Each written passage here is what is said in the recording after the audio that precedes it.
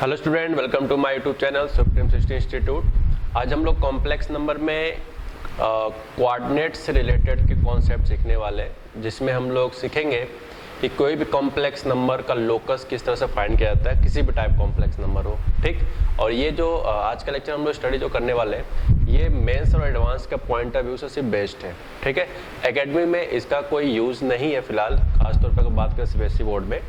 ICSE board में यह इसका यूज़ देखने को मिलेगा क्योंकि बुकों में मिला है, बट सीबीएसई बोर्ड जो एनसीईआरटी पढ़ते हैं उनके में इस कॉन्सेप्ट से रिलेटेड कोई भी क्वेश्चंस नहीं है। ठीक है, तो अगर आप इसको नहीं भी देखोगे तो कोई खास फर्क नहीं पड़ेगा। जो लोग सिर्फ एकेडमिक की तैयारी करना चाहते हैं उनकी बात कर रहे हैं, लेकिन अगर आप कॉम्पिटिशन में पढ़ना है तो आपको ये चीज़ सीखना होगा।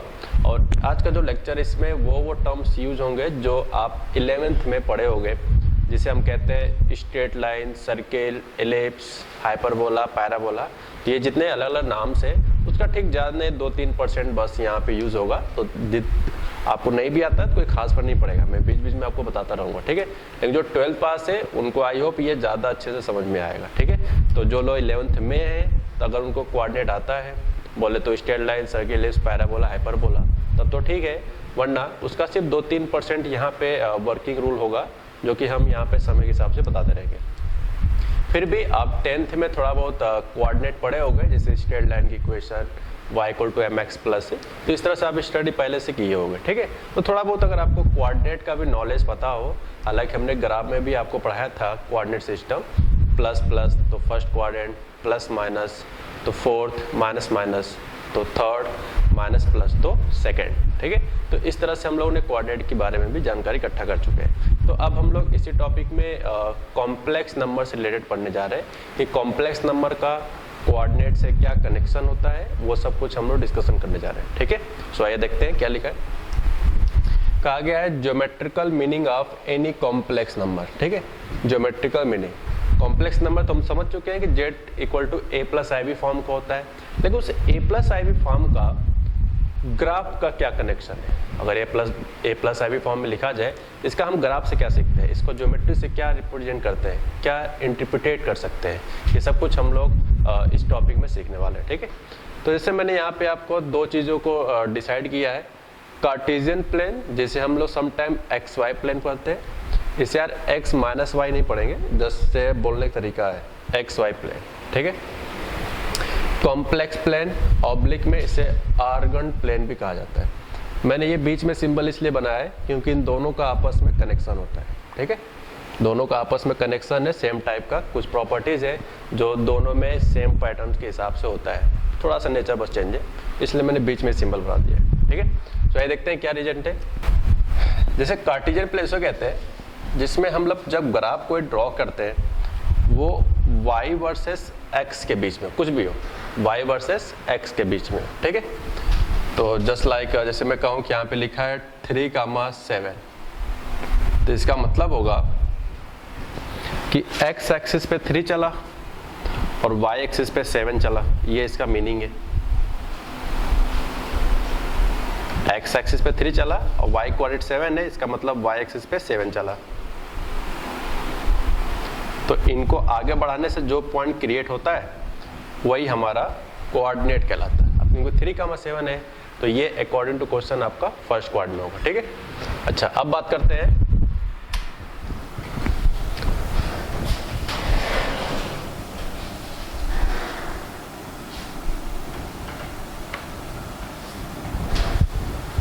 आर्गन प्लेन किससे कहते हैं या कॉम्प्लेक्स प्लेन किससे कहते हैं। ठीक है, आइए देखते हैं। जिसे हम y एक्सिस कहते हैं, जब सेम रिप्रेजेंटेशन सब कुछ सेम होता है जब, तो इस y एक्सिस को y एक्सिस ना बोल के इसे हम इमेजिनरी एक्सिस बोलना स्टार्ट कर देते हैं। कौन सा एक्सिस? इमेजिनरी। ठीक है, यानी जो y एक्सिस होता है कार्टेशियन प्लेन में, वो कॉम्प्लेक्स प्लेन में क्या बोलते हैं उसी y को? Imaginary axis. ठीक है, और सिमिलरली जो x एक्सिस होता है उसे हम लोग इस पे रियल एक्सिस बोलते हैं। ठीक है, तो रियल एक्सिस और इमेजिनरी एक्सिस कुछ नहीं होता है, बस जो कार्टेशियन प्लेन में y एक्सिस होता है उसे इमेजिनरी एक्सिस बोलते हैं, कार्टेशियन प्लेन जो एक्स एक्सिस होता है उससे रियल एक्सिस, बाकी सारा मीनिंग सेम है। जो जो हम कोऑर्डिनेट में सीखते हैं सब कुछ यहाँ पे हम लोग सीखते हैं, ठीक है। तो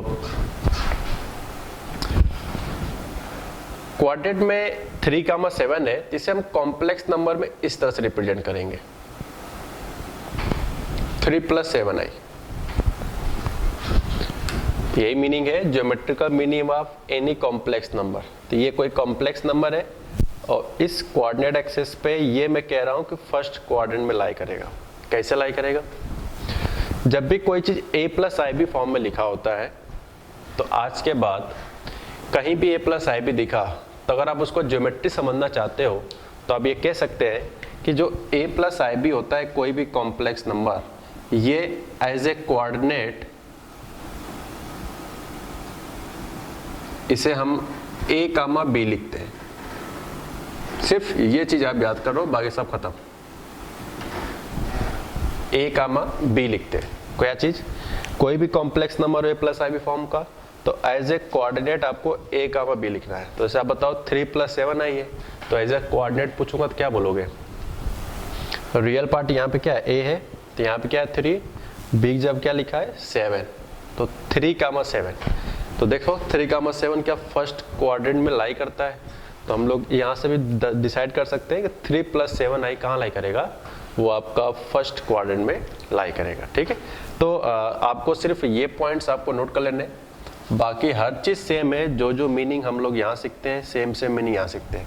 तो जैसे मैं पूछूंगा 3 + 7i कैसे बना होगा, तो मैं कहूँगा कि रियल एक्सिस पे 3 यूनिट चले होंगे और इमेजिनरी एक्सिस पे 7 यूनिट चला गया होगा। तब जो यहाँ पे पॉइंट्स बनेगा उसी पॉइंट्स को हम लोग कॉम्प्लेक्स फॉर्म में 3 + 7i के नाम से रिप्रेजेंट किया है, ठीक है। अच्छा, तो ये पॉइंट आप नोट करो। अब मैं कुछ यहाँ पे आपके सामने एग्जांपल दूंगा जो आपको इसके करस्पॉन्डिंग नीचे लिखना होगा, ठीक है। इसको नोट कर लो। तो अब हम लोग एग्जांपल्स करते हैं। जैसे मैं कुछ बेसिक बात पूछूं आपसे कि आप बताओ 2 - 5i कहाँ लाई करेगा। जैसे मैं कहूँ कि 2 - 5 है, i है, तो आप बताना आपको कि कार्टेशियन प्लेन में तो आपको पता है कोऑर्डिनेट सिस्टम क्या है, लेकिन मैं कहूँ कि 2 - 5i को कॉम्प्लेक्स प्लेन में किस कोऑर्डिनेट में लाई करेगा। तो सबसे पहले जो भी सवाल हो आप इसको कन्वर्ट कर लो तुरंत कोऑर्डिनेट में। तो कोऑर्डिनेट में क्या होता है? Real part, imaginary part as a coordinate. Real part क्या है यहाँ पे 2, इमेजिनरी पार्ट क्या है -5। तो यार आपको कोऑर्डिनेट के हिसाब से पता होगा 2, -5 जो है वो आपका 4th क्वाड्रेंट में लाई करता है। कौन सा? 4th क्वाड्रेंट, ठीक है, ये आपको पता है। अच्छा, जैसे मैं एग्जांपल दूं, सपोज दैट 3/2 + i, इसे लिखूं 3/2 + i। कोऑर्डिनेट के हिसाब से क्या होगा? Real part, imaginary part. तो यहाँ पे इमेजिनरी पार्ट यहाँ पे 1 है तो इसलिए 1 लिख दिया। अब आप बताओ दोनों पॉजिटिव हो, x भी और y भी, तो एज ए कोऑर्डिनेट हम क्या बोलते हैं? First quadrant. तो क्या ये दोनों एग्जांपल दे रहा हूँ, अभी और भी एग्जांपल दूंगा। इससे हम क्या सीख रहे हैं इस मीनिंग से? क्योंकि हम कॉम्प्लेक्स नंबर पढ़ रहे हैं तो कोऑर्डिनेट बस एक रेफरेंस के तौर पे समझने के लिए बनाया जा रहा है, ठीक है। जब भी मैं बात करूंगा कोऑर्डिनेट से रिलेटेड कि यार इसका कनेक्शन कॉम्प्लेक्स से क्या है, तो आपको हमेशा कोऑर्डिनेट के हेल्प से डिसाइड करना होगा। जैसे यार रैंडम कई बार क्या होता है, पूछ दिया जाता है कि बताओ 5 - 2i किस क्वाड्रेंट में लाई करेगा। तो एक्चुअली हम लोग जो 10th में स्टडी किए हुए हैं वो तो कोऑर्डिनेट किए हैं, वहाँ तक कॉम्प्लेक्स नंबर था ही नहीं। तो जब पूछा जाए कि 5 - 2i कहाँ लाई करता है, तब तो आपके लिए प्रेडिक्ट कर पाना उतना मुश्किल होगा काफ़ी सारा, ठीक है। तो इसलिए आप उस चीज़ को एज ए कोऑर्डिनेट कन्वर्ट कर लो, ठीक है, कोऑर्डिनेट में। तो जैसे 5 - 2i है तो इसको हम क्या ले सकते हैं? 5 रियल पार्ट, इमेजिनरी पार्ट। तो देख सकते हो प्लस माइनस है तो किस क्वाड्रेंट में लाई करेगा? 4th, okay. Now start next example. Suppose that लिखा है -2 - 3i,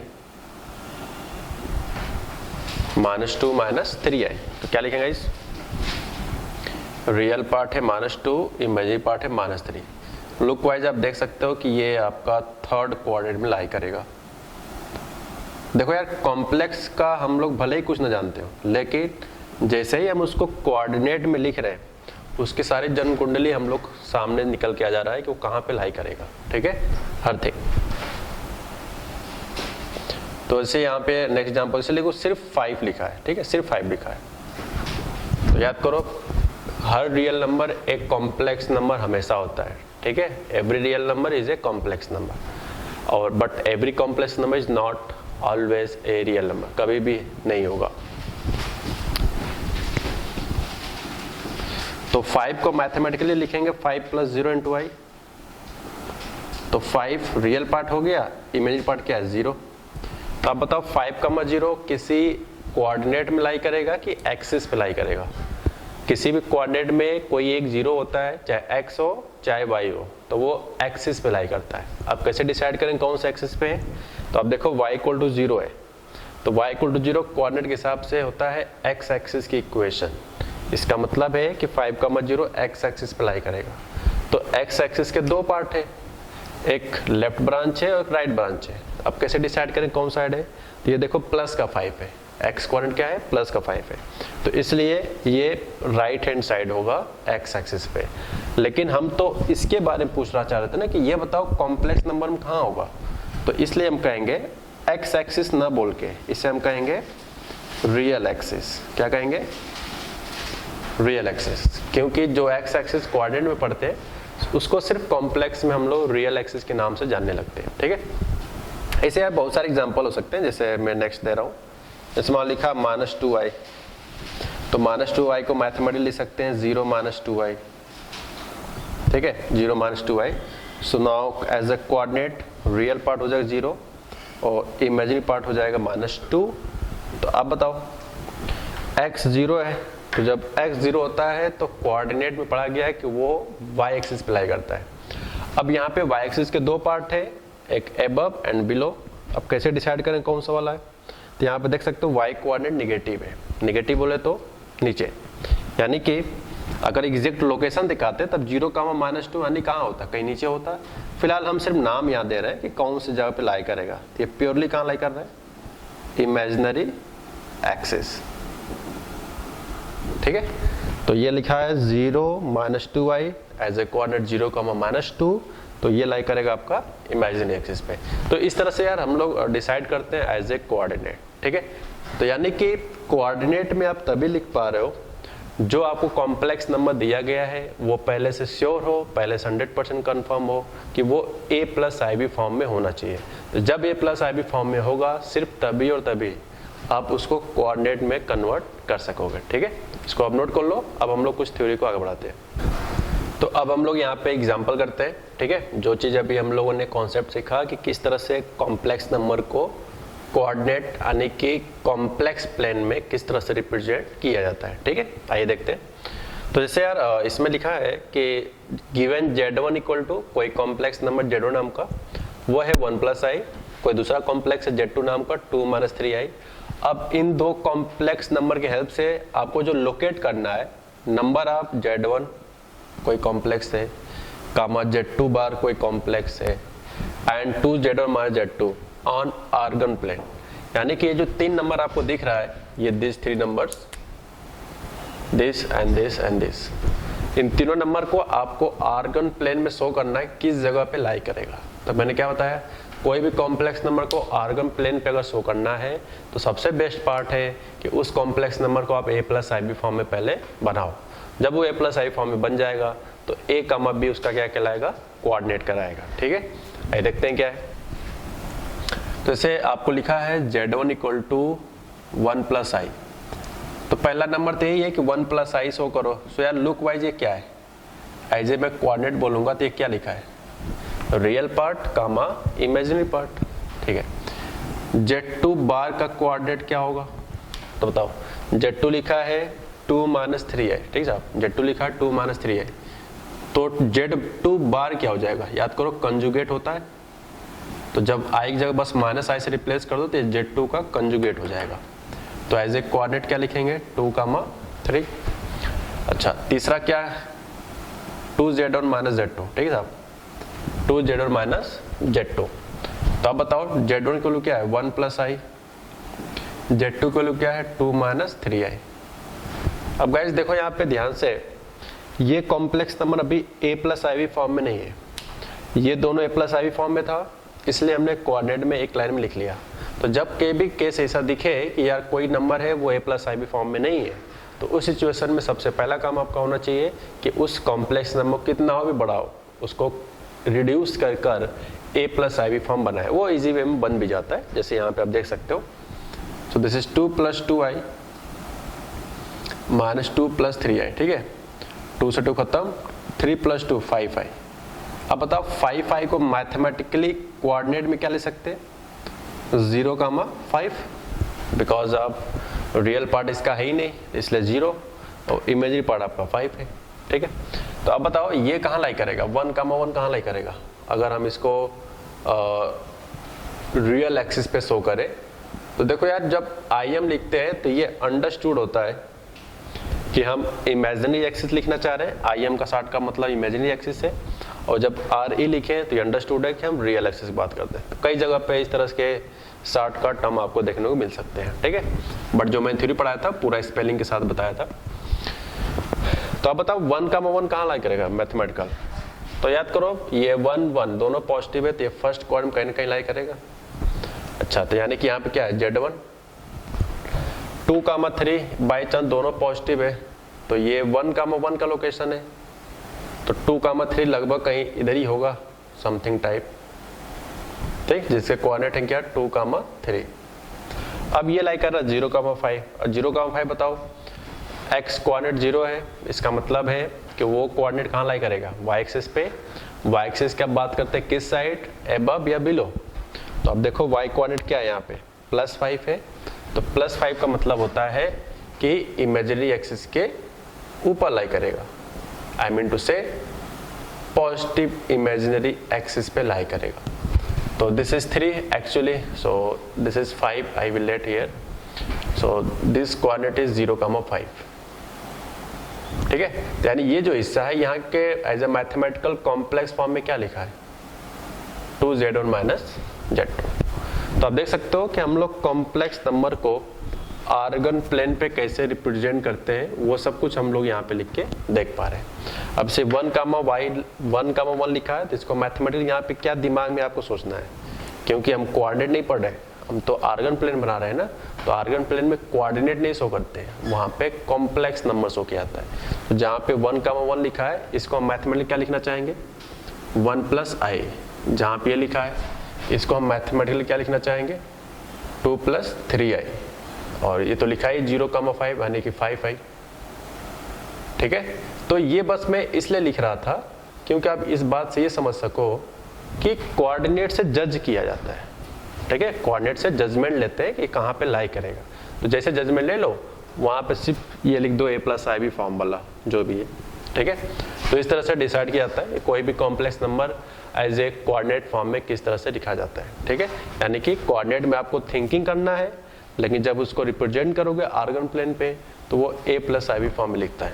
यार ये उतना ज़्यादा इंपॉर्टेंट नहीं कि आप a प्लस आई फॉर्म में यहाँ लिख रहे हो, इंपॉर्टेंट ये है कि डिसीजन कैसे लिया जाता है, ठीक है, इंपॉर्टेंट बस ये, ओके। तो इसको नोट करो। अब हम लोग आगे बढ़ते हैं। अब हम लोग एक फॉर्मूला पढ़ लेते हैं जो कि ये कोऑर्डिनेट चैप्टर्स का है, और आप 10th में अगर अच्छे से पढ़े होगे तो आई होप आपको वहाँ पे भी ये चीज़ पता होगा, ठीक है। अब बात करते हैं कि इस टॉपिक को एरिया का फॉर्मूला क्या होता है। तो हम लोग कोऑर्डिनेट में पढ़े हैं एरिया ऑफ एनी ट्रायंगल, तो उसमें आपको 3 वर्टिसेस दिया जाता है एज ए कोऑर्डिनेट फॉर्म। तो मैं नाम दिया A, B एंड C, और एरिया का मतलब होगा कि इन तीनों को जब ज्वाइन करते हैं एक ट्रायंगल बन रहा है, और जब ट्रायंगल बन रहा है तो ये जो साइडेड रीजन होगा आपस में तीनों साइड्स का, यही होता है अपना एरिया, ठीक है। तो साइडेड रीजन आप देख सकते हो तीनों लाइन से, यही आपका एरिया कहलाएगा। तो इसका डायरेक्ट फॉर्मूला क्या होता है, तो पहले मैं आपको वो फॉर्मूला बताऊंगा जो मैं हमेशा यूज़ करूंगा, कहीं भी दिखेगा तो मैं पहले वो बताऊंगा जो मैं हमेशा यूज़ करूंगा। क्या यूज़ करूंगा सुनो, आप डिटर्मिनेंट पढ़े हो गया यो, डिटर्मिनेंट हिंदी में इसे सारणिक के नाम से जानते हैं, ठीक है। तो डिटर्मिनेंट पढ़े हो तब तो ये बहुत आसान सवाल है, अगर डिटर्मिनेंट नहीं पढ़े हो तो प्लीज़ डिटर्मिनेंट पढ़ लो अच्छे से, तब आप इस कॉन्सेप्ट को ज़्यादा अच्छे से क्लियर कर पाओगे। बट जो लोग डिटरमिनेंट को प्रीफर नहीं करते हैं उनके लिए भी मेरे पास एक तरीका है, वो मैं बता दूंगा आपको, ठीक है। तो पहले मैं डिटरमिनेंट वाला बताऊंगा जिसे मैं हमेशा यूज़ करूंगा। आइए देखते हैं क्या है। सबसे पहले आपको हाफ लिख लेना है, ठीक है। सबसे पहले हाफ ले लेना है, उसके बाद ये डिटरमिनेंट का सिंबल बनाना है। मैंने कुछ तरीका बनाया हुआ है इसको याद करने का, ये आपको मज़ा आएगा। ऑफ कोर्स मज़ा आना चाहिए और आएगा भी, 100% आएगा। देखो ये तीनों वर्टेक्स के सीक्वेंस वाइज का मतलब है आपके पास दिमाग होना चाहिए कि ए से बी जाना चाहते हो, बी से सी, या आप सी से स्टार्ट करना चाहते हो तो सी से ए फिर बी, या बी से स्टार्ट करते हो तो बी सी ए या बी ए सी। आपका डिसीजन है कि आप किस तरह से ट्रेवल करना चाहते हो, ठीक है। So I will let A B C, यानी हम यहाँ पे जो एरिया की बात कर रहे हैं, area of triangle A B C. तो हमने मूवमेंट कैसे किया है, ए बी सी, तो ए से चलना है, फिर बी पे, फिर सी पे। तो आप ए बी सी जब चलेंगे तो सिर्फ एक्स कोऑर्डिनेट लिखेंगे कॉलम 1 में। ये कॉलम वॉलम क्या होता है ये सब जो डिटरमिनेंट पढ़े होंगे उन्हें पता होगा, ठीक है। उसके बाद हम y कोऑर्डिनेट चलेंगे सेकेंड कॉलम में,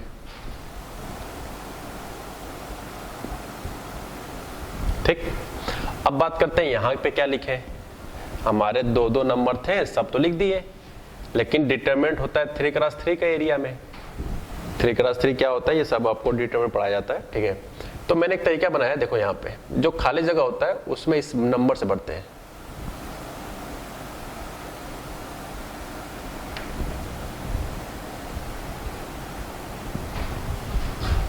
यानी जो खाली प्लेस होता है उसे 1 1 1 से फिल किया जाता है, ठीक है।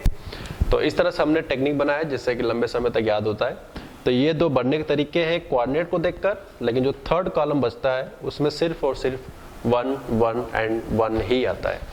और आपको पता होगा अगर डिटरमिनेंट पढ़े होगे तो डिटरमिनेंट का जो आंसर होता है वो 3 तरह का होता है, या तो पॉजिटिव नंबर में आंसर आएगा, या तो श्योर नेगेटिव नंबर में आएगा, या तो 0 आ सकता है। 3 केसेस में आएगा। लेकिन बात करें एरिया का, तो एरिया तो कभी निगेटिव हो ही नहीं सकता, क्योंकि दिस इज द लेंथ कह सकते हो, 2 लेंथ का मल्टीप्लाई हमेशा पॉजिटिव ही होता है ना, ठीक है। तो इसलिए आपको बाहर क्या लगाना होगा, ये जो मैं ब्लू लाइन से कर रहा हूं ये आपका मॉड लगा है, ठीक है। ये जो पूरा सिंबल ब्लू दिख रहा है ये मॉड का सिंबल है। हालांकि दोनों तरफ मैं शो करना चाहता हूँ कि ये पूरा मिलाकर मॉड है। कुछ लोग सोच रहे होंगे इतना बड़ा मॉड कहाँ से होता है, तो यार अब उसी हिसाब से अंदर डाटा लिखा है तो उस हिसाब से दिखाना पड़ेगा ना हमें, ठीक है। तो ये सिंबल किसका है, this is not mod, this is the symbol of determinant, okay. तो ये मॉड इसलिए लगाया गया है क्योंकि एरिया हमेशा क्या आता है, वो पॉजिटिव आता है, इसलिए लिखा गया है, ठीक है। तो मैं हमेशा ये यूज करूंगा गाइस, आपको इच्छा है कि आप क्या यूज करना चाहते हो, फिर भी मैं आपको वो बता देता हूँ जो आप 10th स्टैंडर्ड में पढ़ के आए हो, ठीक है। मैं हमेशा ये यूज करूंगा, बट आप 10th स्टैंडर्ड में क्या पढ़े हो उसको भी लिख देता हूँ। या कुछ लोग एरिया को आप इस तरह से भी याद कर सकते हो,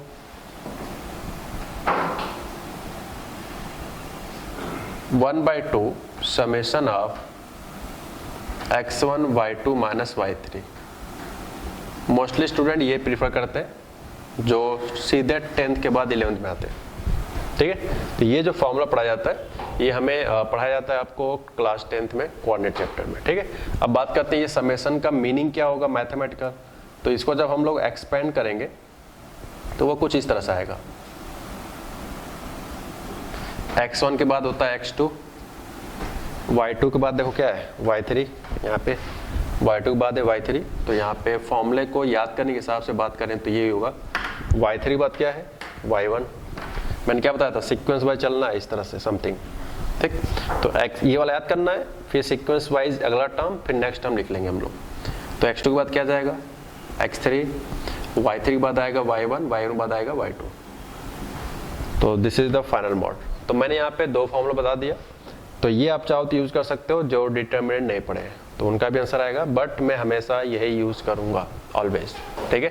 तो इसको आप नोट कर लो, इसके बाद हम लोग क्वेश्चंस पे आते हैं। तो अब हम लोग जो कॉन्सेप्ट सीख रहे हैं उस पर बेस हमने एग्जाम्पल लिया है, आइए देखते हैं क्या है।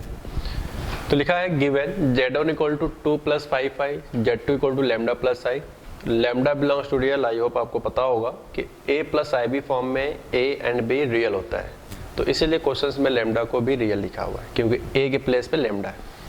अब कहा गया कि ये दोनों पॉइंट की हेल्प से जो आगे 3 पॉइंट्स बना जा रहे हैं, इफ पॉइंट्स z1 z2 मतलब ये दोनों, और एक तीसरा पॉइंट है 2z1 प्लस z2, ये 3 पॉइंट्स जो भी होंगे कोऑर्डिनेट एक्सिस पे यानी कि कॉम्प्लेक्स प्लेन पे, वो रिप्रेजेंट कर रहे हैं आपके वर्टिसेस यानी कि शीर्ष, किस चीज के, of A triangle having area 4 units. मतलब ये जो 3 पॉइंट्स है इनको जब ज्वाइन किया जाता है तो एक ट्रायंगल बनाता है जिसका एरिया आपको फाइंड नहीं करना है, एरिया इन्होंने दिया है कि जो साइडेड रीजन्स होगा उसका 4 यूनिट से इन्होंने कहा हुआ है on Argand plane find lambda. तब आपको इस लैम्डा की वैल्यू यहाँ पे फाइंड करना है, ठीक है। तो आइए देखते हैं क्या क्या लिखा है। तो गाइज आपको पता होगा कि z1 अगर लिखा है 2 प्लस 5i, तो इसको अगर समझना हमें मैथमेटिकली कि कोऑर्डिनेट में कहाँ होगा, तो तुरंत इसको आप ब्रेक कर लो कोऑर्डिनेट फॉर्म में, ठीक है।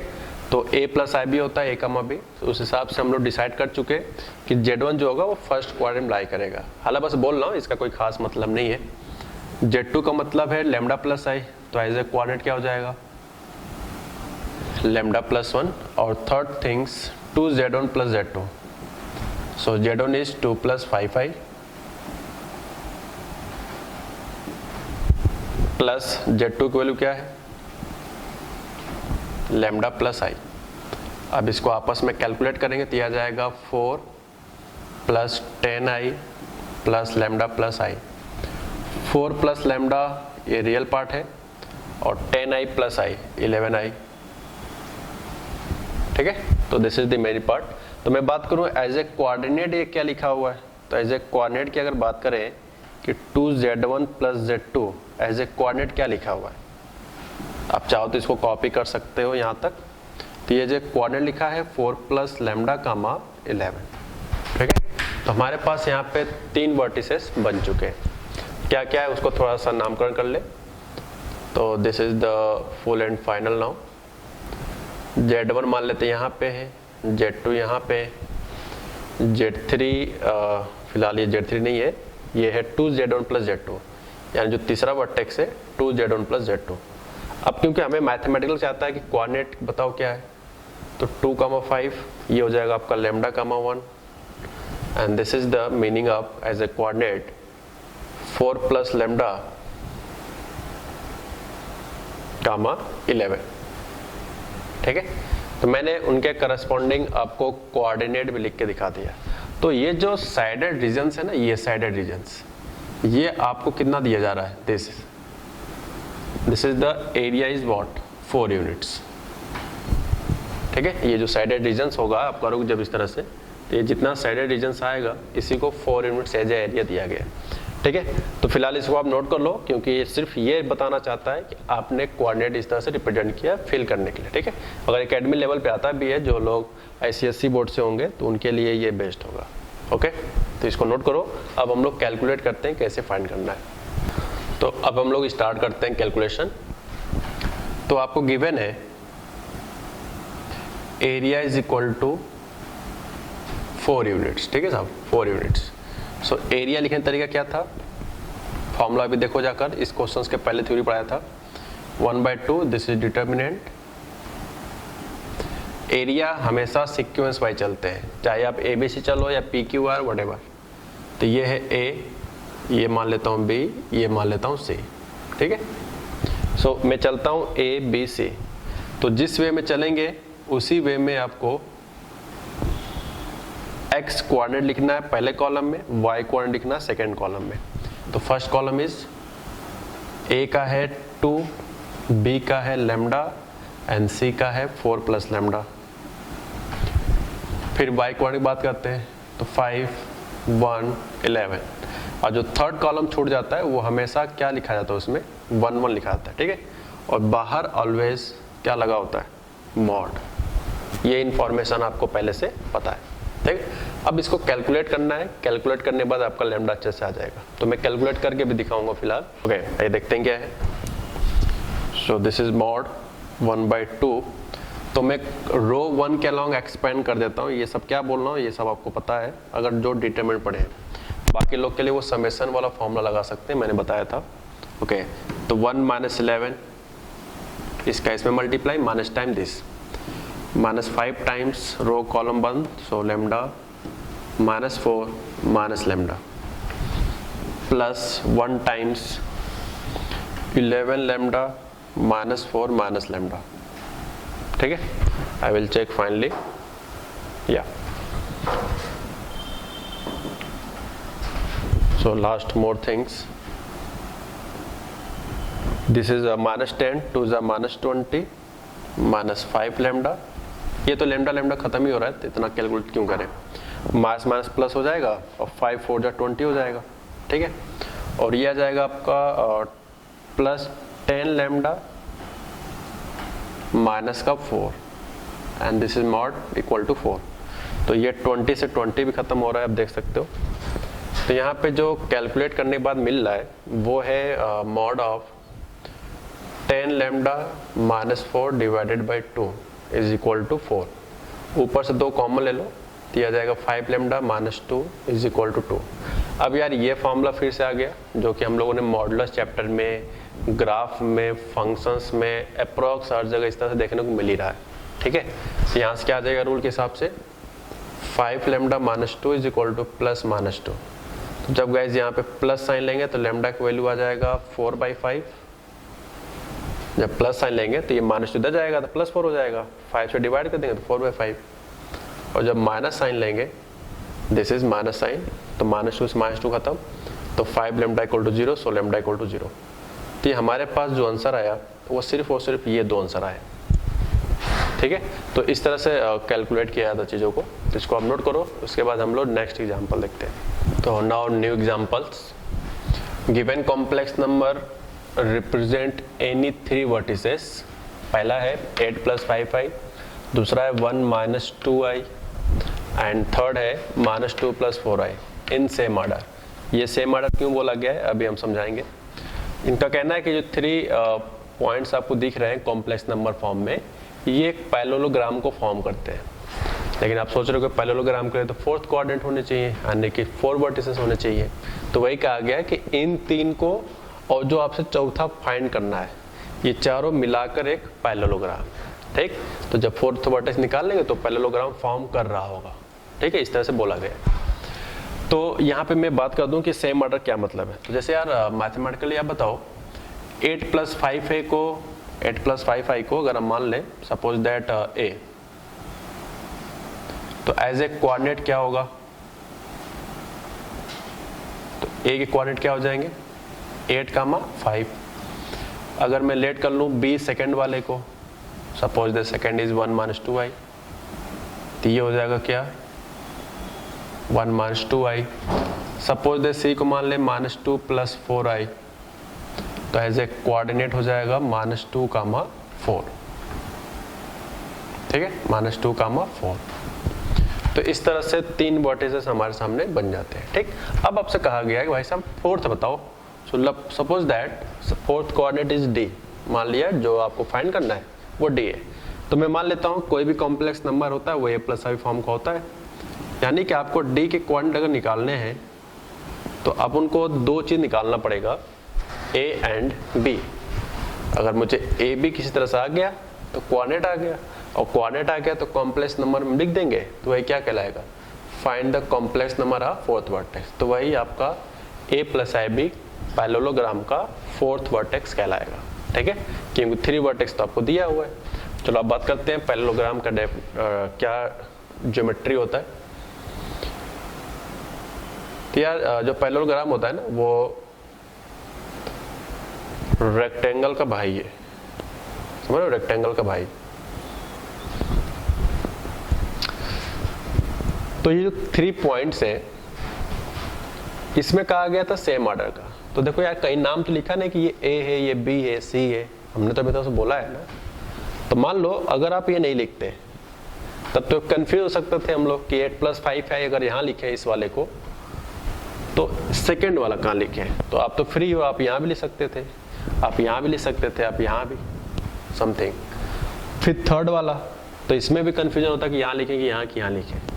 तो इसलिए इन्होंने ये बोला है कि सेम ऑर्डर में, मतलब अगर आप यहाँ से स्टार्ट करो तो सेम वाइज हो। तो अगर आप क्लॉक चल रहे हो तो क्लॉक चलो सब में, या अगर एंटी क्लॉक चल रहे हो तो एंटी क्लॉक वाइज चलो।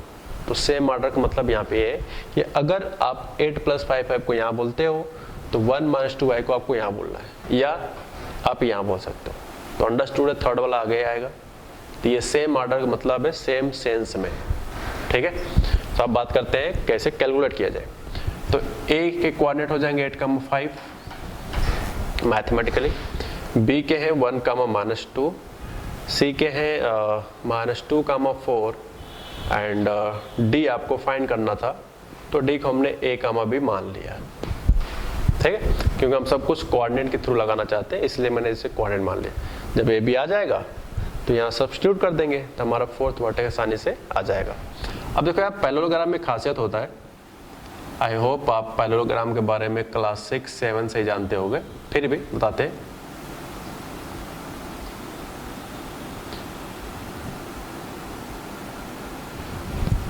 पैरेललोग्राम में जो डायगोनल्स होते हैं, दिस डायगोनल, ये आपस में इक्वल होते हैं, ये बात आप जानते होंगे।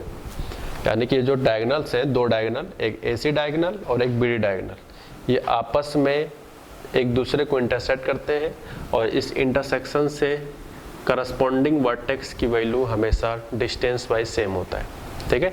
यानी कि CM distance equal to MA distance, MB distance equal to MD distance. इसका मतलब है कि जो M होगा वो कहलाएगा मिड पॉइंट किसका, AC का एंड व्हाट, BD का। यानी जो ये M है वो AC का भी मिड पॉइंट है और ये M जो है वो BD का भी मिड पॉइंट है। तो पहले हम मिड पॉइंट निकालेंगे विद रिस्पेक्ट टू AC। तो M निकालो AC के रिस्पेक्ट में, AC पहले AC लिखा है ना, AC के हिसाब से निकालो। तो A यहाँ है, C यहाँ है। मिड पॉइंट का फॉर्मूला आपको कोऑर्डिनेट में याद होगा, 10th क्लास में भी पढ़ाया जाता है, ठीक है। 9 से तो फिलहाल आ जाता है, 10th में आप अच्छे से सीख जाते हो, ठीक है। तो होता है x1 + x2/2, y1 + y2/2, okay.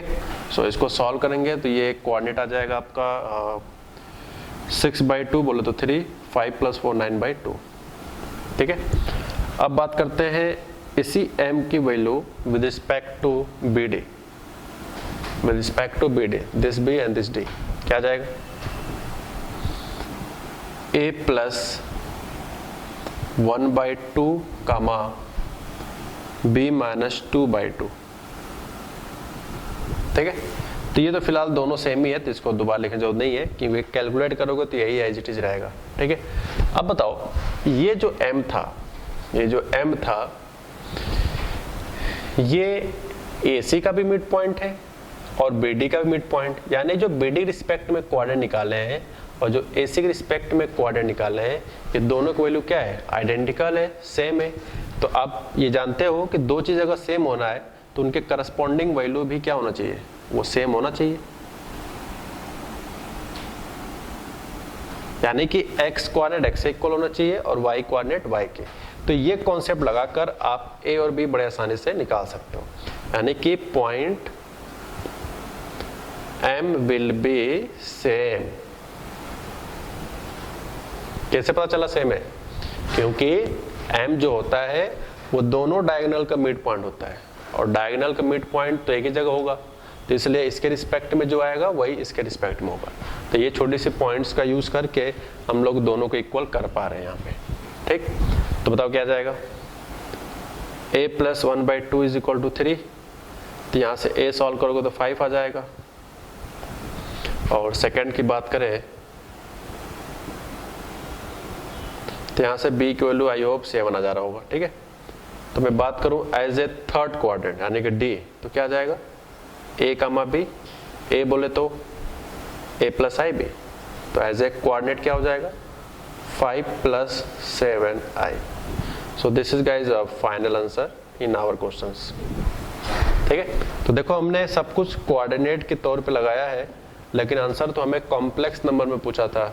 तो जब कोऑर्डिनेट बन गया तो कॉम्प्लेक्स लिखने में कोई दिक्कत है ही नहीं, क्योंकि कॉम्प्लेक्स से कोऑर्डिनेट लिखा जाता है। तो उल्टा भी तो कह सकते हैं कि कोऑर्डिनेट से हम लोग क्या लिख सकते हैं, कॉम्प्लेक्स नंबर। ठीक है, तो इस हिसाब से हम लोगों ने यहाँ पे फाइनल आंसर 5 + 7i यहाँ का बता सके।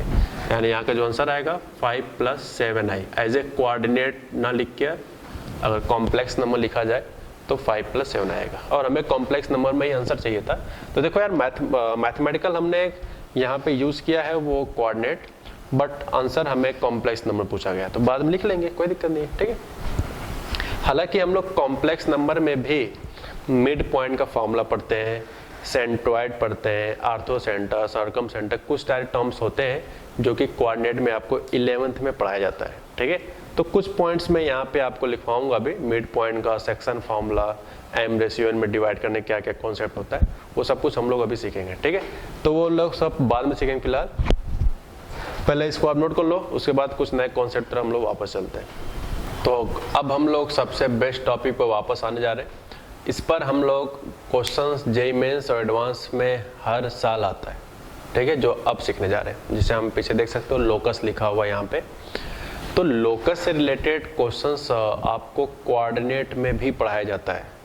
ठीक है, स्ट्रेट लाइन से स्टार्ट हो जाता है, तो मैं भी पढ़ाऊंगा समय आने पे।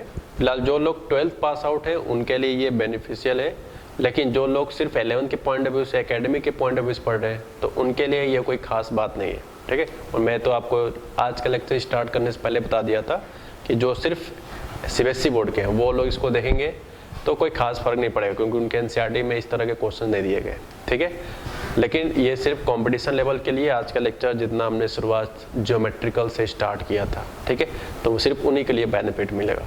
तो अगर आपको ये भी समझना है तो मैं फिर से कहूँगा, आपको कोऑर्डिनेट की जानकारी अच्छे से होनी चाहिए। ठीक है, अगर आप अच्छे से नहीं जानते हो तो थोड़ा सा आगे आपको मुश्किलें धीरे धीरे बढ़ना स्टार्ट हो जाएगा। ठीक, तो सबसे पहले हम लोग यहाँ पे थ्योरी पढ़ते हैं बिना समय गवाए। तो लिखा है to find locus of a moving point. ठीक है, to find locus of a moving point z. जैसे आपको कोई एक जेड होगा, ठीक है, कोई भी जेड होगा, वो मूव कर रहा होगा और उसका आपको लोकस बताना है। लोकस को हिंदी में बिंदु पथ कहा जाता है। पथ नाम में आ रहा है, बिंदु मतलब एक पॉइंट, पथ मतलब पाथ। एक पॉइंट जिस पाथ पे मूव करता है, जब उसको ज्वाइन करते हैं तो उस ज्वाइनिंग से जो कर्व बनता है उसी को लोकस कहा जाता है। क्या कहना चाहता हूँ, सिर्फ सुनना है, लिखना नहीं है। जैसे मान लो कोई पॉइंट है यहाँ पे, ठीक, कोई पॉइंट मैंने कुछ भी बोल दिया, लेकिन ये पॉइंट जो है वो मूविंग है। थ्योरी में क्या कहा गया, लोकस ऑफ है मूविंग पॉइंट, जो पॉइंट हो वो मूव करता हो। तो जैसे यहाँ है, मूविंग का मतलब क्या, अपने मर्जी मालिक कहीं भी घूम सकता है, वो कहीं भी समथिंग कुछ भी रैंडम काम कर सकता है। ओके, ठीक है, जैसे मान लो कहीं भी इस तरह ज्वाइन करके हमने रैंडम ग्राफ बना दिया, तो मूविंग पॉइंट, चलो पॉइंट मूव कर गया। अब बताना लोकस, तो लोकस क्या होता है वो सुनो। जितने मूविंग पॉइंट्स होते हैं इनको सिर्फ ज्वाइन करने से, सिर्फ इन्हें ज्वाइन करो, जो नहीं कि एकदम सेम सीक्वेंस में आप किसी भी तरह रैंडम ज्वाइन कर सकते हो। ये तो बस आपको समझाने के लिए कर रहा हूँ। ठीक है, कुछ भी ऐसा नहीं कि एकदम सेम टाइप का ही बनेगा, आप कुछ भी रैंडम इस तरह से बना सकते हो। ठीक है, तो देखो ये ध्यान से देखो, तो ये कोई कर्व बन रहा है, तो एक ऐसा पॉइंट जिसको ज्वाइन करने से जो कर्व की इक्वेशन दिखता है, उसी कर्व की इक्वेशन को ही हम लोग लोकस के नाम से जानते हैं। किसके नाम से, लोकस के नाम से। ठीक है, तो इसलिए कह रहा हूँ गाइस कि ये लोकस का मतलब ये होता है, जिसे हिंदी में बिंदु पथ कहा जाता है। बिंदु पथ मतलब जो पॉइंट्स होगा, जिस पाथ पे मूव करेगा, जिस पथ पे चलेगा, उसी को हम लोग लोकस कहते हैं, आई मीन टू से बिंदु पथ कहते हैं। ठीक है, तो इस तरह से चीज़ें हम लोग को समझना है। तो ये चीज़ यार हमने स्ट्रेट लाइन जब पढ़ाया था, तो ये लोकस शब्द का जो मीनिंग है वहाँ पे डिटेल में बताया जाता है।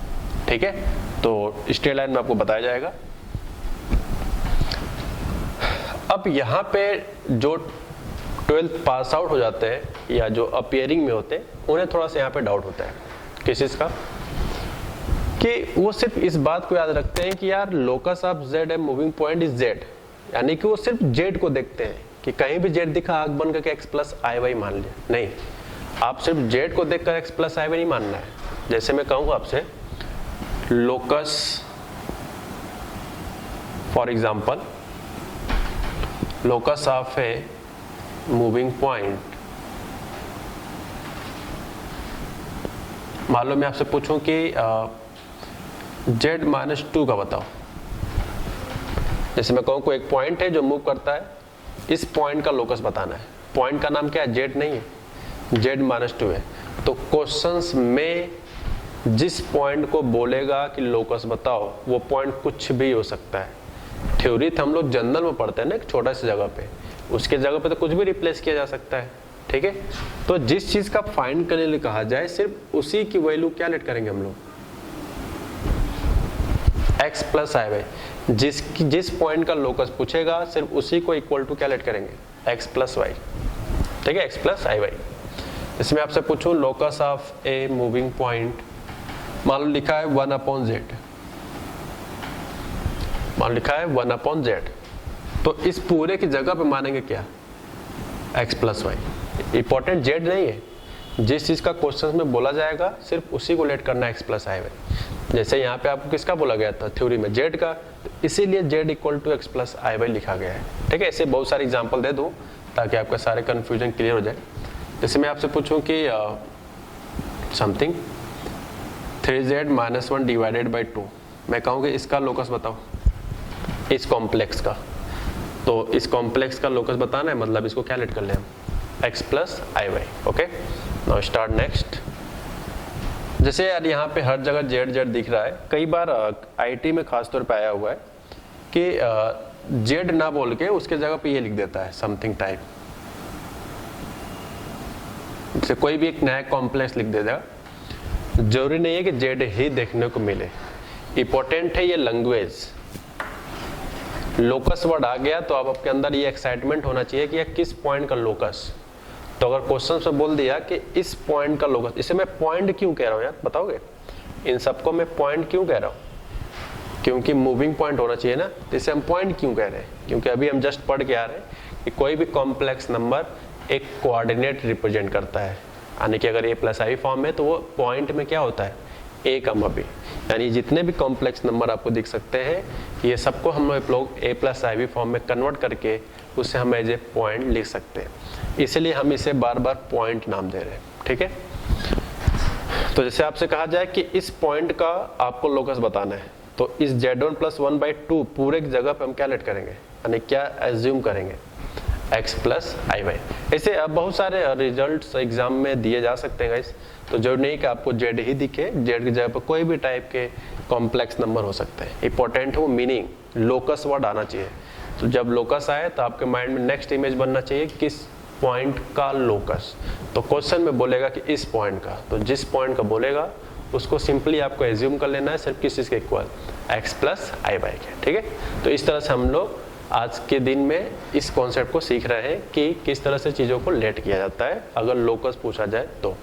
अब चलते हैं इस पे बेस्ड क्वेश्चंस किस तरह से बनते हैं। तो फिलहाल शुरुआती क्वेश्चंस हम थोड़ा सा बेसिक लेंगे, जिससे कि आपको चीज़ों को अंडरस्टैंडिंग करने में आसानी हो, ठीक है। तो इसको नोट कर लो आप। अब हम लोग जो कॉन्सेप्ट सीख रहे हैं उस पर बेस्ड हमने एक एग्जाम्पल लिया, बहुत बेसिक एग्जाम्पल से।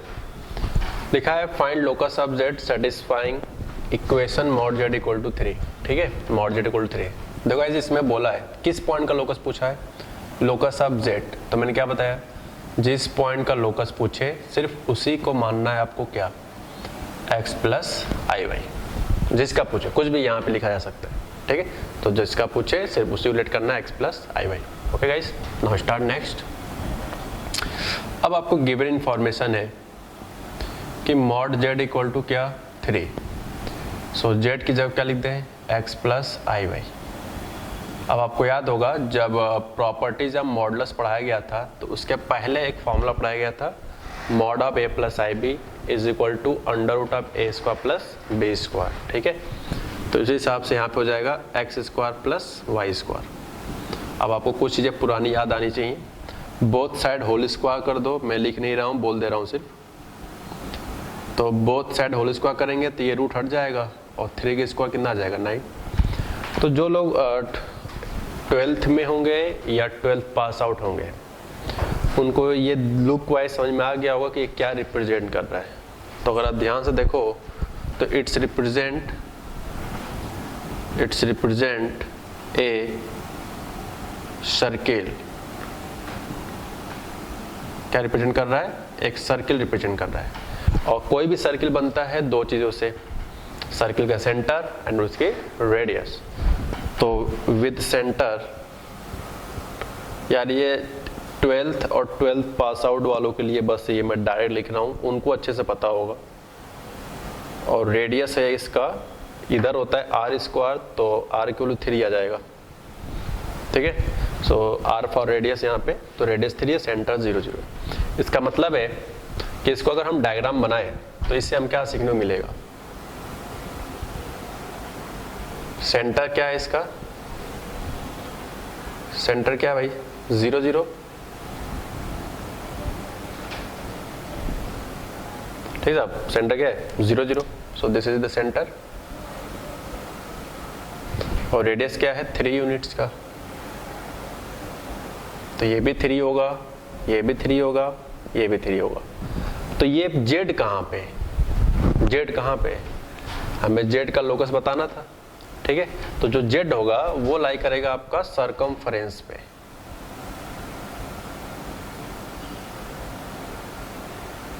क्योंकि इक्वल का क्वेश्चन है ना, इसलिए। अभी हम कुछ समय बाद और बताएंगे क्या रीजन है, या मुझे पता कि चल गया है कि जेड जो होगा वो सरकमफरेंस पे ही लाई करेगा। तो अभी मैं इस एग्जांपल को दोबारा फिर स्पीक करूंगा आज के ही लेक्चर में। तो इस पॉइंट्स का मतलब है कि यहाँ पे क्या लिखा हुआ है, जेड, जहाँ जहाँ पे आप डॉट डॉट दिख रहे हो सरकमफरेंस पे, वहाँ पे जेड है। इसका मतलब जो जेड होगा वो एक सर्किल पे लाई कर रहा होगा जिसका सेंटर 0 0 एंड रेडियस 3 है। देखो यार थोड़ा सा वेरिएशन करा दूँ, छोटा सा, ज़्यादा नहीं। इस वेरिएशन से बड़े एग्जाम में पूछे जाते हैं, क्वेश्चन भी बड़ा होगा, ऐसा नहीं कितना छोटा होगा। Find locus of Z satisfy the equation mod Z 3, ठीक। तब पूछ सकता है find the area bounded by the given locus, find the area bounded by the given locus of Z.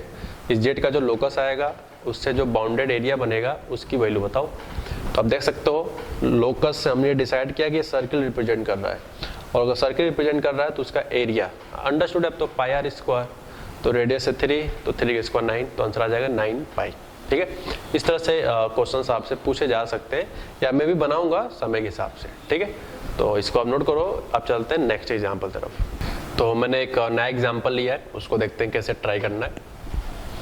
लिखा है find the locus of Z satisfying equation mod of Z minus 1 plus 2y, ठीक है। तो सवाल देखो किसका locus पूछा गया है, जेड का। तो जिसका पूछा जाए, मैं इसलिए जेड बार बार नहीं बोल रहा हूँ, इसलिए मैं वर्ड बोल रहा हूँ, जिसका पूछा जाए लोकस उसी को मानना है आपको x प्लस आई वाई, ठीक है। क्या जाएगा भाई, x plus i y. So now start given information, z minus 1 plus 2y is equal to 5। So z के प्लस रख दो, x प्लस आई वाई। अब याद करो मॉड के अंदर number a plus i b form में होना चाहिए, तभी फॉर्मूला लगता है under root of a square plus b square. We know that what, ये चीज़ हमने पढ़ाया था, फिर भी मैं एक बार लिख देता हूँ। यही चीज़ हमने पिछले एग्जाम्पल में आपको यूज करके दिखाया था। यहाँ पे x प्लस आई वाई था, इसलिए under root x square plus y square. ये चीज़ हम आपको बहुत पहले लेक्चर में पढ़ा दिया है, और यही चीज़ हमने यूज किया था पिछले एग्जाम्पल में, ठीक है। लेकिन यार इस फॉर्मूले में तभी लगता है ना जब अंदर a plus i b form में हो, मतलब आयोटा सिर्फ एक बार दिखना चाहिए। यहाँ पे देखो आयोटा 2 बार दिख रहा है, तो सबसे पहले इसको इकट्ठा करके एक बार बनाए, तो ये हो जाएगा x minus 1 y plus 2y। x minus 1 real part वाले इकट्ठा कर लिया, प्लस इमेजिनरी पार्ट वाले इकट्ठा कर लिया, ठीक साहब। तो ये हो जाएगा under root of x minus 1 का होल स्क्वायर y प्लस 2 का whole square is equal to 5। Okay, फिर से वही पूरी प्रॉब्लम है, बोथ साइड होल स्क्वायर करेंगे। तो बोथ साइड होल स्क्वायर करेंगे तो ये बड़ा वाला रूट हट जाएगा, और आपको दिखेगा राइट हैंड साइड 25, 5 का स्क्वायर 25। तो जो लोग 12th पास होंगे या पेयरिंग में होंगे उन्हें पता होगा कि ये क्या रिप्रेजेंट कर रहा है। So it's represent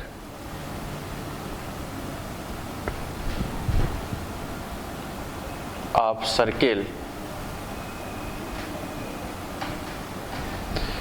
with center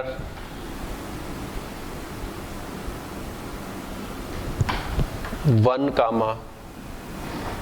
-2 and radius है 25 का स्क्वायर रूट लेंगे कितना जाएगा 5। ठीक है, तो ये हो जाएगा रेडियस। तो इसका भी हम लोग चाहे तो डायग्राम बना के शो कर सकते हैं कि ये कहाँ पे इसके इक्वेशंस कहाँ पे बनेगा।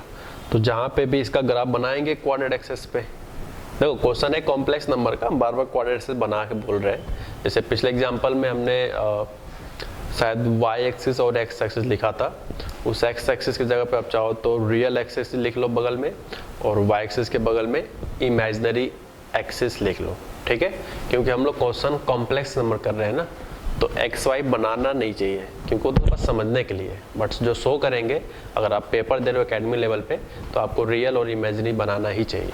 ठीक है, ओके। कंपटीशन में तो कोई मतलब ही नहीं, अब लिखो या ना लिखो। Okay, so now start. It's represent of circle with centre 1, -2 and radius smaller is equal to 5। ठीक है, तो सर्किल बनाकर आप जेड उसके सरकमफ्रेंस पे शो कर सकते हो।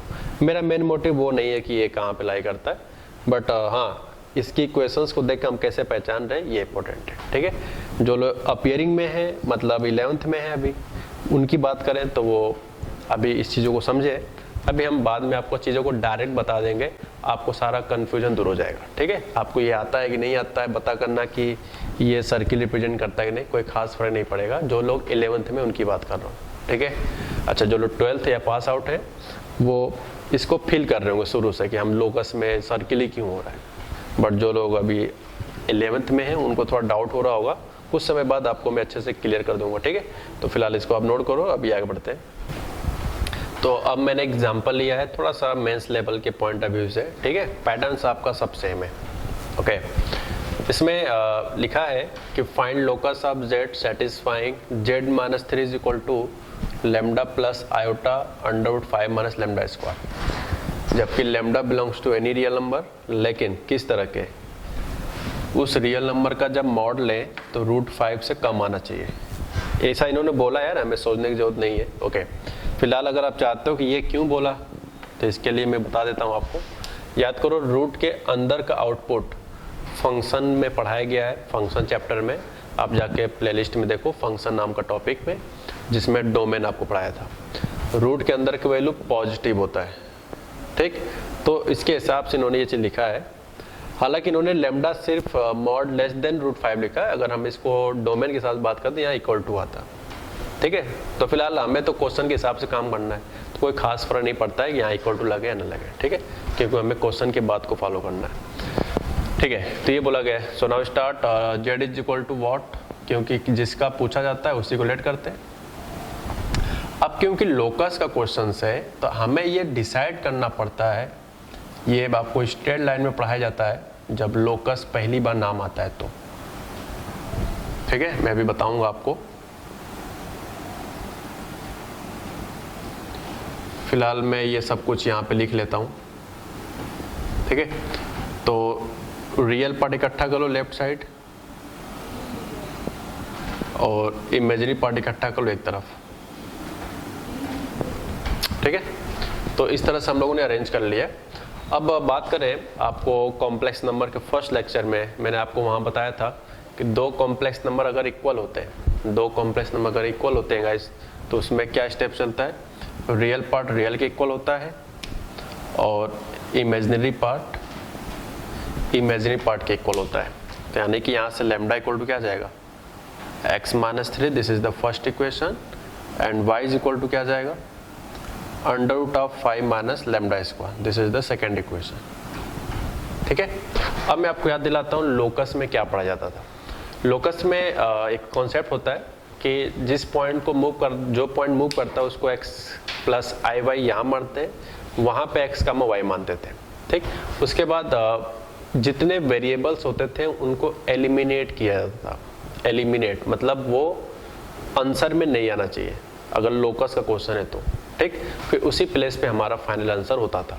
तो जैसे देखो यार, फर्स्ट इक्वेशन में भी x आ रहा है, लैम्डा आ रहा है, तो यहाँ पे जो आर्बिट्री कांस्टेंट कह सकते हो या वेरिएबल है एक्स वाई, तो हमारा लोकस का आंसर होता है ना। तो वेरिएबल सिर्फ क्या है यहाँ पे, लैम्डा। तो इस इक्वेशन में भी लैम्डा आ रहा है, इस इक्वेशन में भी लैम्डा आ रहा है, तो नहीं ये लोकस कहलाएगा, नहीं ये लोकस कहलाएगा, क्योंकि लोकस के केस में वेरिएबल को एलिमिनेट करना होता है, हटाना होता है। तो हटाने के लिए मुझे लैम्डा को गायब करना है, तो इसमें क्या तरीका या क्या टेक्निक यूज करें?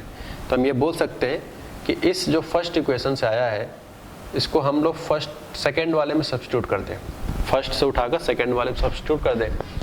फिर ये एक ऐसा स्टेज बन जाएगा जिसमें आपको लैम्डा नहीं दिखेगा, और जब लैम्डा नहीं दिखेगा तो वही हमारा फाइनल आंसर कहलाएगा। देख सकते हो इस इक्वेशंस में लैम्डा की जगह पे यहाँ पे हमने x माइनस रख दिया, तो ये इक्वेशन बन गया। ठीक है, अब खत्म हो गया questions. Both side guys whole square कर लो, आंसर आ गया। तो राइट वाला लेफ्ट लाओ। जो लोग सर्किल पढ़े होंगे उन्हें पता होगा कि कितना लेफ्ट लाना है। ठीक है, तो ये देख सकते हो ये भी क्या रिप्रेजेंट कर रहा है, it's represent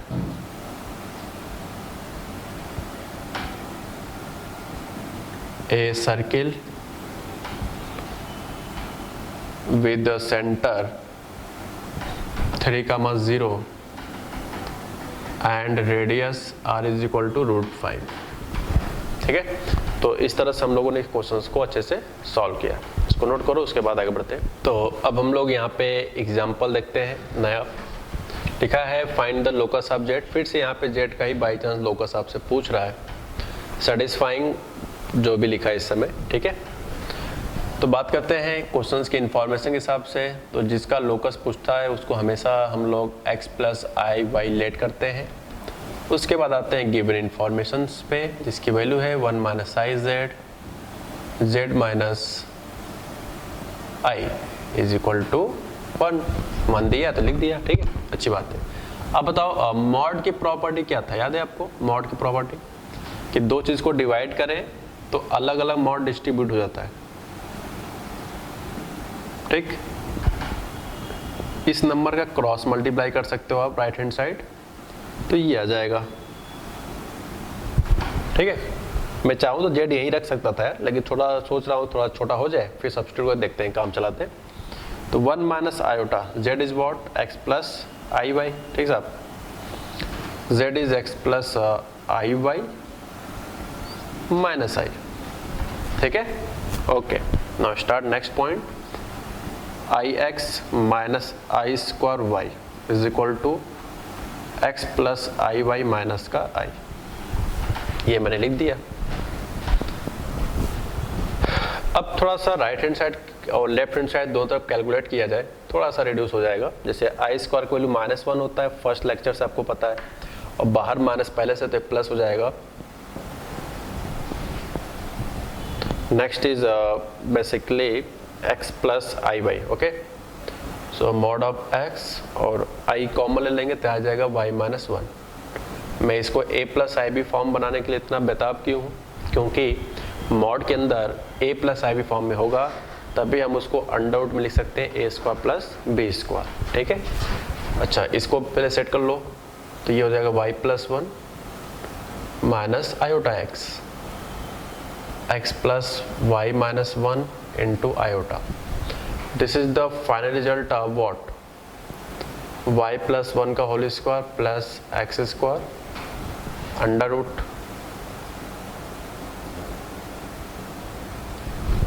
x square plus y minus 1 का होल स्क्वायर। अब समय बहुत ही कम समय में आंसर आने वाला है। बहुत साइड होल स्क्वायर करने के बाद आंसर हमारा अप्रॉक्स आ चुका है। ठीक है, तो देखो यार बहुत सारे होल स्क्वायर करेंगे तो थोड़ा सा समय भी बचाना चाहेंगे हम। इसको ब्रेक करेंगे, a plus b whole square से क्या आ जाएगा इस y square plus 1 plus 2y, यहाँ हो जाएगा plus x square, right hand side आएगा x square plus y square plus 1 minus 2y। So y square x square y square x square plus 1 plus 1, so left side 2y, right hand side minus 2y। So guys 4y equal to 0, so finally is y equal to 0।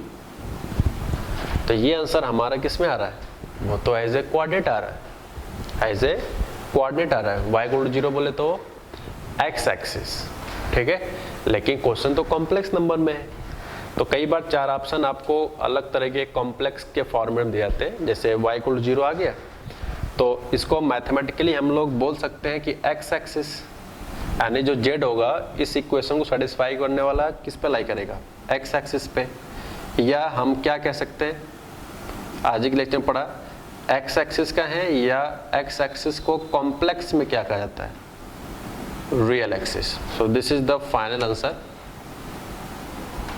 यानी y को 0 हमारा answer होगा। हो सकता है 4 option में आपको ये दोनों में से कोई दिख सकता है, ठीक है।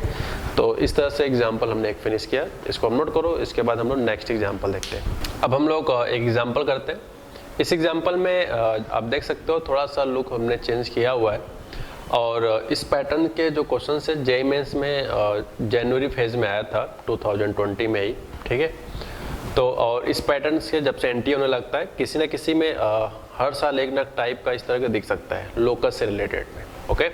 तो ये क्वेश्चन बहुत आसान है बट आपको थोड़ा देखने में अजीब लग रहा होगा। तो find the locus of Z satisfying. तो यार पहले इतने बात का क्या मतलब होगा, लोकस ऑफ जेड, हम जेड का लोकस चाहते हैं भाई, तो जिसका लोकस चाहे उसको क्या माने, एक्स प्लस आयोटा वाई। उसके बाद आता है गिवन इन्फॉर्मेशन, क्या है, रियल, आर ई का फुल फॉर्म क्या था, रियल एंड लाइक दिस, ठीक है, ये हो गया। अब जेड के प्लेस पे क्या रख दें भाई साहब, x plus iota y plus 2y। अब आपको याद होगा कि जब हमने ये रियल और आई एम यानी इमेजनरी जब आपको शॉर्ट कार्ड में रिप्रेजेंट किया करा के बताया था वहाँ पे, तो हमने वहाँ पे एक बात बताया था कि रियल पार्ट और इमेजनरी पार्ट आप तभी निकाल सकते हो या तभी फाइंड कर सकते हो जब अंदर वाला कॉम्प्लेक्स नंबर किस फॉर्म में होने चाहिए, a plus i b form में, पूरा मिलाकर a प्लस आई बी होना चाहिए। तो अगर a plus i b form में नहीं है तो आप डायरेक्ट रियल पार्ट नहीं लिख सकते हो, नहीं डायरेक्ट इमेजनरी पार्ट लिख सकते हो। तो अब बात करते हैं कि a plus i b form कैसे बनाए। तो गाइस ये भी आपको याद है, इसमें भी कोई डाउट नहीं है, क्योंकि हम इतना जानते हैं कि जब दो कॉम्प्लेक्स को डिवाइड किया जाता है, जब दो कॉम्प्लेक्स को डिवाइड किया जाता है तो उसको a plus i b form बनाते समय डिनोमिनेटर के कंजुगेट से न्यूमरेटर एंड डिनोमिनेटर में मल्टीप्लाई करते हैं, ओके। ये चीज़ हमने आपको बताया था, ठीक। तो यहाँ पे डिनोमिनेटर में क्या लिखा है, x minus 3 plus Y i. तो इसी के कंजुगेट से आप मल्टीप्लाई डिवाइड करो और आंसर आ जाएगा। अब जो स्टूडेंट थोड़ा सा माइंडेड है उनके लिए अगर बात करें हम, तो इजीली कैसे किया जाए, क्योंकि यार अगर आप एकेडमी में हो तब तो आपको पूरा लिखना पड़ेगा, खासतौर पे आईसीएससी बोर्ड में, जिसे आईएससी बोर्ड कहा जाता है, ठीक है। तो ये मल्टीप्लाई कर लो। तो this is the x minus 3 minus y i, x minus 3 minus का वाई आई। तो अगर एकेडमी लेवल पे हो आप तो आपको ये पूरा करना पड़ेगा, मजबूरी है, ये पूरा लिख लिख के दिखाना पड़ेगा। फिलहाल ऐसे सवाल नहीं बनेंगे, ओके। अब बात करें इनके मल्टीप्लिकेशन कैसे करें। तो ये जब मल्टीप्लाई करेंगे और डिनोमिनेटर मल्टीप्लाई करेंगे तो अंदर कुछ ना कुछ बनेगा जिसको हम लोग किस फॉर्म में लिखने का प्रयास करेंगे, a plus i b form में, ठीक है। उसके बाद हमारा काम खत्म हो जाएगा। देखो क्या है भाई, थोड़ा सा अगर समय बचाना चाहते हो तो हम देखो कैसे बचाने वाले हैं। अब मैं जो बोलूँगा सिर्फ और सिर्फ कंपटीशन बच्चे वालों के लिए बोल रहा हूँ, सिर्फ कंपटीशन वाले बच्चों के लिए। लेकिन जो एकेडमिक वाले हैं वो पूरा मल्टीप्लाई करके अपना काम चलाएं, ठीक है। प्लीज़ मल्टीप्लाई करके आपको देखना है। बट यार एग्जाम में समय बचाना बहुत ज़रूरी है। देखो कैसे बचाएंगे। अपने को मालूम है कि ये रियल, यानी जो a plus i b form अंदर हम बनाएंगे उसका सिर्फ कौन सा पार्ट हम चाहेंगे, रियल पार्ट। सिर्फ क्या चाहेंगे, रियल पार्ट। यानी कि अंदर हम लोग सब किस पे डिस्कशन करें, यहाँ पे क्या लिखा गया हमसे कोई मतलब नहीं है, ठीक है। यहाँ पे क्या लिखा जाएगा हमसे कोई मतलब नहीं है। सिर्फ किससे मतलब है, रियल पार्ट से। इमेजनरी पार्ट में क्या लिखा गया आई डोंट नो, ओके। तो पहले बताओ नीचे क्या आएगा, x माइनस 3 का whole square plus y square by a plus b, a minus b. तो जब दोनों में डिस्ट्रीब्यूट करेंगे तो ये पूरा लिखा जाएगा।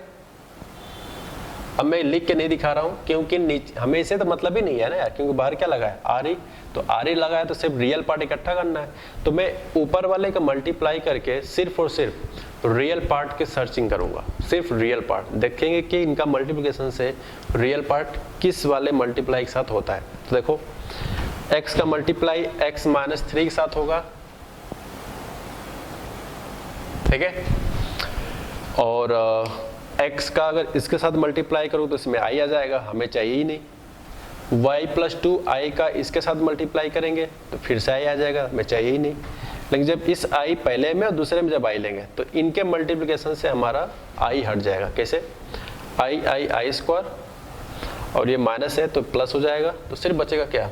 Plus y times y plus 2। थोड़ा सा यार स्पेस कम है तो आप लिख लेना। तो ये है पूरा क्या? रियल पार्ट का प्लेस, आने के this is the a plus this is the i and this is the b। और क्योंकि हमें रियल पार्ट से सिर्फ मतलब था, इसलिए हमने जानबूझकर सिर्फ रियल पार्ट पे फोकस किया है, इमेजिनरी पार्ट पे नहीं किया। मान लो एग्जाम में अगर यहाँ im लिखा होता यानी कि इमेजिनरी, तो हम लोग सारा मल्टीप्लिकेशन से सिर्फ किस चीज़ को सर्च करते? सिर्फ और सिर्फ इमेजिनरी पार्ट को, यानी कि इसको कुछ नहीं लिखते, सिर्फ इमेजिनरी पार्ट पे दिमाग लगाते। तो इस तरह से आपका समय बचता है। लेकिन अगर आप समय नहीं बचाना चाहते हो तो ज़्यादा नहीं, आप सिर्फ इसमें 2 स्टेप आपको और लिखना पड़ेगा, तब जाकर आप ये लुक देखोगे, ठीक है। अच्छा, तो रियल पार्ट क्या है भाई साहब? x minus 3 plus y plus 2 divided by x minus 3 का होल स्क्वायर प्लस y स्क्वायर इज इक्वल टू क्या? 0। ये तो अपनी जगह पे है ना। तो रियल पार्ट इस कॉम्प्लेक्स नंबर में a प्लस आई फॉर्म बन चुका था, इसलिए हम डायरेक्ट रियल पार्ट यहाँ पे लिख पा रहे हैं। तो इससे क्रॉस मल्टीप्लाई कर लो, इससे पूरा तो नीचे वाला पोर्शन गायब हो जाएगा, तो सिर्फ ऊपर बचेगा और इज इक्वल टू 0। तो x square minus 3x plus y square plus 2y is equal to 0 guys. So finally is x square plus y square minus 3x plus 2y is equal to 0। तो जो answer दिए जाते हैं वो कुछ भी दिया जा सकता है। हो सकता है आपको लोकस की इक्वेशन दे दिया गया हो, तो जैसे ये लोकस की इक्वेशन हो गया। हो सकता है कि इसका नाम दे दिया जाए 4 ऑप्शन में कि इस इक्वेशन को सेटिस्फाई करना जो जेड का लोकस है वो क्या रिप्रेजेंट करता है? स्ट्रेट लाइन, सर्किल, एलिप्स की हाइपरबोला। तो जो लोग 12th पास होंगे या 12th में होंगे उनको पता होगा कि ये एक सर्किल रिप्रेजेंट करता है, ठीक है। 11th वाले को कोऑर्डिनेट पढ़ने पड़ेंगे, तब वो डिसाइड कर पाएंगे कि सर्किल कैसे है, ठीक है। तो फिलहाल जो पास आउट है सिर्फ मैं उसी पे डिस्कशन कर रहा हूँ यहाँ पे। तो इस तरह से इस पोर्शंस को हम लोगों ने फिनिश किया है, ठीक। इसको नोट कर लो। तो सबसे बेस्ट एग्जांपल प्रीवियस के रिस्पेक्ट में भी थोड़ा सा अच्छा है, क्योंकि इसमें आपको अंडरस्टैंडिंग क्लियर होगा जो हमने लोकस के थ्योरी पढ़ाते समय बताया था, ठीक है। आइए देखते हैं क्या है। तो देखो कहा गया given Z satisfy the relation.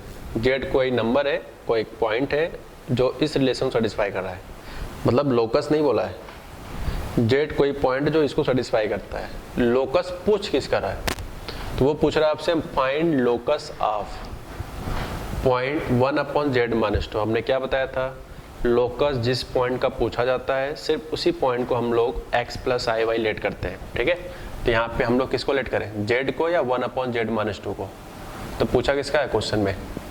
Find locus of. आपको इस पॉइंट को लोकस बताना है, तो जिस पॉइंट बताना होता है उसी को सिर्फ लेट करते हैं क्या? x plus i Y.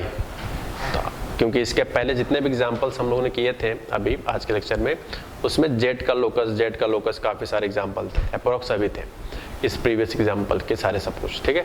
लेकिन यहाँ पे जेड की जगह पे न बोलकर आपको 1 अपॉन जेड माइनस 2 के प्लेस पे बोला जा रहा है कि लोकस बताओ। तो मैंने बताया था आपको थ्योरी पढ़ाते समय कि जिस पॉइंट का लोकस पूछेगा सिर्फ उसी पॉइंट को आपको मानना है x plus i y, okay. तो मैंने मान लिया। अब यहाँ से यार आपको जेड निकालने की ज़रूरत है, तो कैसे निकालें? तो सबसे बेस्ट पार्ट होगा यहाँ पे कि समथिंग, ठीक। सो जेड इक्वल टू कितना आ जाएगा? 2 plus 1 upon x plus i y. So Z is what? 2x plus 2 iota y plus 1 and whole divided by x plus iota y, ठीक है। So Z is what? 2x plus 1 plus 2y into i and whole divided by x plus iota y, ठीक। अब आप सोच रहे हो कि Z क्यों निकाला? क्योंकि हमें एक रिलेशन दिया गया है मॉड जेड इक्वल टू 1। तो अगर मुझे इस रिलेशन का यूज़ करना है, और करना पड़ेगा, मजबूरी है, क्योंकि बोला है सेटिस्फाई करता है, तो जेड हमें चाहिए, इसलिए हमने जेड निकाल लिया। So now given is mod z equal to 1. So finally is mod z is what? Mod z is this. So finally is 2x plus 1, 2x plus 1 plus 2y divided by मेरे भाई x plus i y. ठीक है, x plus i y. Okay, so now divide concept of mod. आपको याद होगा कि दो चीज़ को डिवाइड करते हैं एंड देन मॉड लेते हैं. तो रूल होता है मॉड केस का, न्यूमरेटर का अलग मॉड, डिनोमिनेटर का अलग mod. So this is the 2x plus 1 plus 2y iota divided by x plus i y is equal to 1. ठीक है, अब बताओ, अंदर बन चुका है a plus i v form, नीचे भी a plus i v form and then mod लगा है. तब लिख सकते हैं under root of a square plus b square. So guys यहाँ पे क्या हो जाएगा, अंडर रूट 2x प्लस 1 का whole square plus 4y square. Because of 2y के स्क्वायर करेंगे तो 4y स्क्वायर आ जाएगा. और यहाँ आ जाएगा आपका x square plus y square is equal to 1. ठीक है, तो इतना आप नोट कर लो. इसके बाद सिर्फ कैलकुलेशन करना है, फाइनल आंसर आपका आ जाएगा. फिलहाल मैं करके दिखाऊंगा, पहले इतना नोट कर लो आप. अब हम लोग इसके आगे कैलकुलेट करते हैं. आइए देखते हैं क्या लिखा है. तो न्यूमरेटर वाला एज इट इज, और इस डिनोमिनेटर पार्ट को हमने क्रॉस मल्टीप्लाई कर लिया. ठीक है, अब इसके बाद लास्ट है कि both side whole square, both side whole square. कितना आ जाएगा भाई, रूट हट जाएगा दोनों तरफ से. ठीक है, सो ब्रैकेट को ब्रेक करेंगे a प्लस बी के होल स्क्वायर से, तो उसके हिसाब से 4x square plus 1 and 2ab के हिसाब से 4x हो जाएगा. And this is the 4y square and right hand side also x square plus y square. So guys finally is 4x square x square. x square को late बुलाओ, आ जाओ आ जाओ आ जाओ. 3x स्क्वायर, y भी कहेगा मैं भी आऊँगा, आ जाओ तुम भी. 3y square plus 4x plus 1 is equal to 0.